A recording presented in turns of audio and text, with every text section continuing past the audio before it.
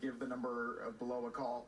Put these good people to work here on a Sunday morning and to help us out. We want to introduce you now to another extraordinary maritime family. Joe and Alicia Boutlier had 2 children, but they wanted, like many families, to have a couple more kids, a larger family.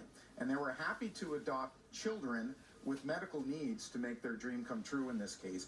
Even before bringing their sons home, they're the good-looking boys there, they built a special relationship with the IWK where their needs were being assessed of the 2 newest family members before they even came to Canada.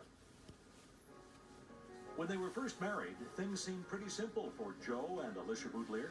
They didn't disagree on much, and even when they did, it was good-natured. I was having 4 kids and he was having 1. And she won. After having 2 children, they tried without success to have another. That's when they began considering adoption. My dad was working in Shenyang, China, and then we went camping with friends of ours that adopted a little girl from China from the special needs program. Then it just seemed like everything made sense. With open minds and open hearts, Joe and Alicia were happy to consider adopting a child with health issues. You just say what special needs that you're comfortable with at the time, and we said clubfoot. Jishang came home in 2012, but his healthcare problems were more severe than a clubfoot. What we thought was first clubfoot actually affected both of his feet, both of his knees, and then to a certain extent one of his hips.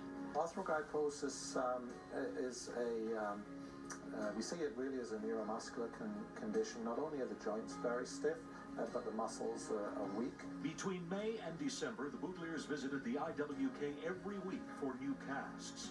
But while Jishing was settling in with his new family, he was badly missing a kindred spirit he had left behind in China. It became apparent very quickly how important to Jisheng this Ben was. So then we made a decision rather rapidly that, you know what, there was 3, there's going to be 4. In 2013, Ben came home to complete the Boutlier family.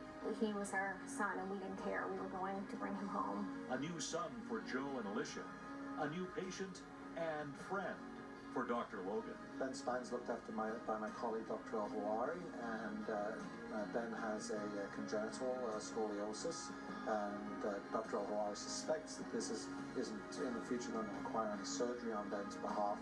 Sometimes that deformity will not progress during childhood. These boys, these brothers, nearly exactly the same age, with similar pasts, together again to stay. Their beds, like right now, they're squished together. They don't want to even have their beds separate. They do everything together. They're in the same class. The IWK will always be part of their lives, with each receiving care indefinitely. Both are wait and see right now. Their growth will determine if further surgeries will be required. Meanwhile, Alicia is learning basic nursing skills to help with their present and future care. But while their medical conditions are complex, a parent's dreams for their children are not.